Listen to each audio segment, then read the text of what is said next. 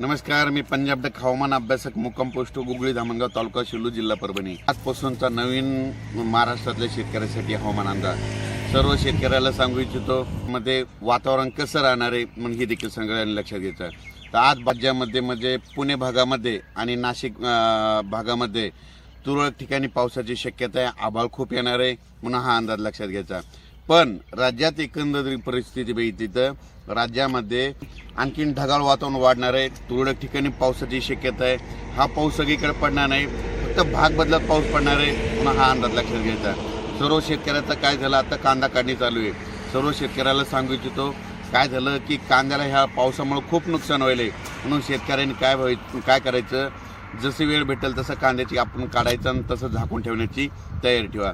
तर सर्व शेतकऱ्याला सांगू इच्छितो की शेतकऱ्यांनो 14 मध्ये परत पावसाची शक्यता आहे। तो पाऊस सगळीकडे पडणार नाही, भाग बदलत पाऊस पडणार आहे म्हणून हा अंदाज सर्व शेतकऱ्यांनी लक्षात घ्यायचा। राज्यात एकंदरीत